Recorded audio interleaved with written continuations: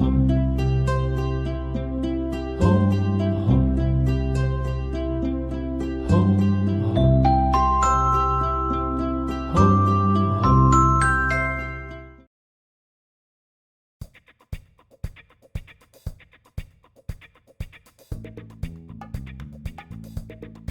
a very particular kind of lie women are taught to believe.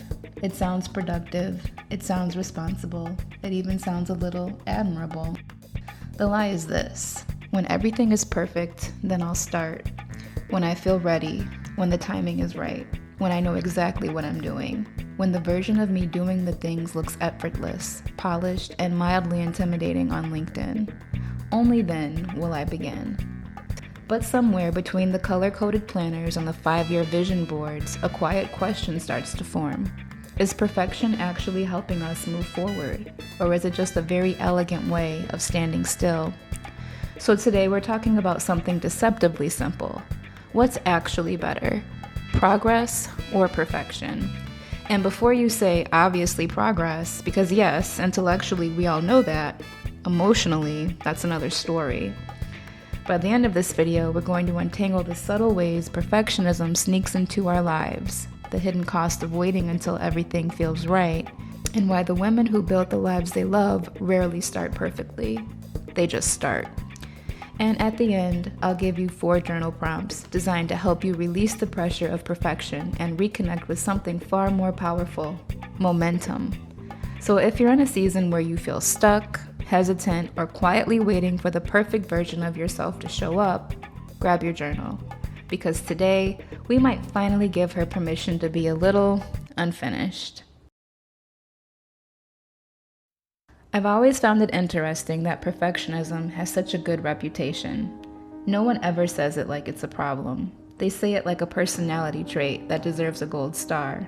I'm just a bit of a perfectionist, which usually translates to I care deeply, I have high standards, I like things done well. All perfectly reasonable qualities, but perfectionism has a shadow side we don't talk about enough, because perfectionism isn't just about standards, it's about permission. Permission to start, permission to try, permission to be seen before everything is flawless. And many of us were taught, quietly, that permission must be earned through preparation, through certainty, through knowing exactly how things will unfold before we take the first step.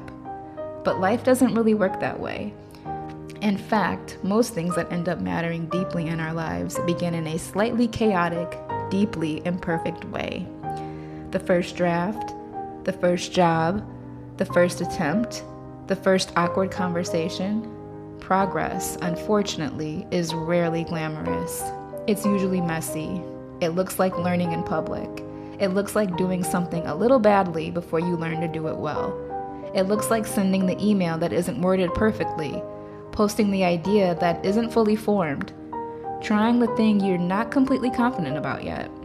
And here's the part perfectionism doesn't want us to know. Clarity almost never comes before action. It comes from action. Progress gives us feedback. Progress teaches us what works and what doesn't. Progress reveals who we're becoming in real time.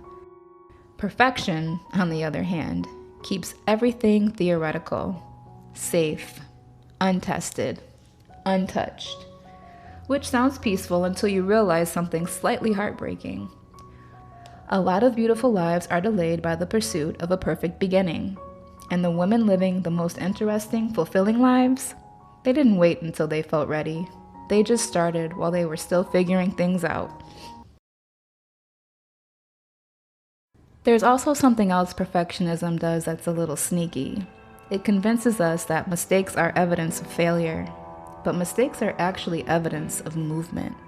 Think about any skill you've ever learned: driving, cooking, heck, even dating. None of those journeys started with mastery. They started with awkwardness, and sometimes mild chaos. Progress asks us to tolerate that awkward phase. Perfectionism says, let's avoid it entirely. But avoiding the awkward phase also means avoiding growth. And growth, unfortunately, is rarely tidy. It's uncomfortable. It's uncertain. Sometimes it's even a little embarrassing. But it's also where confidence is built, because confidence doesn't come from imagining ourselves succeeding. It comes from watching ourselves survive imperfection. From realizing, oh, I can try things and the world doesn't end. I can learn, I can adapt, I can keep going. And slowly, quietly, something shifts. The goal stops being perfection. The goal becomes momentum. And momentum is incredibly powerful.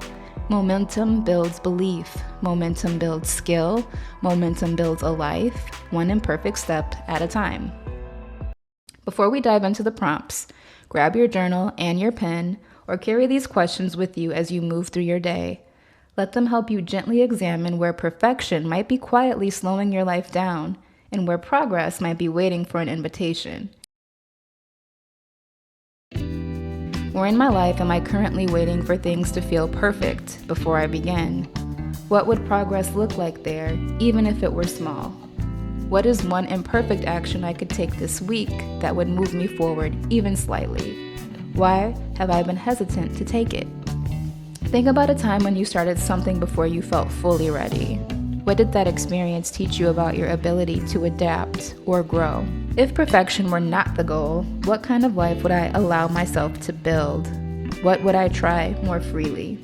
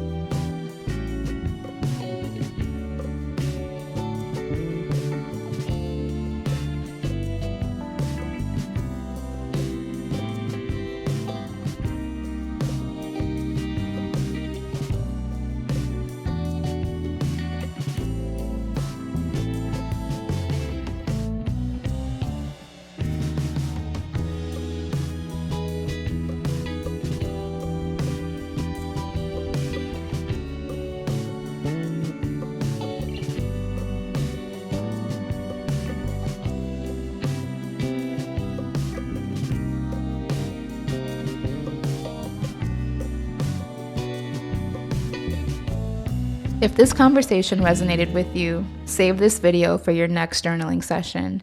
And in the comments, I'd love to know, where in your life are you choosing progress over perfection right now? Sometimes saying it out loud is the first step toward actually doing it. And if you'll join me again soon, we'll keep turning the page.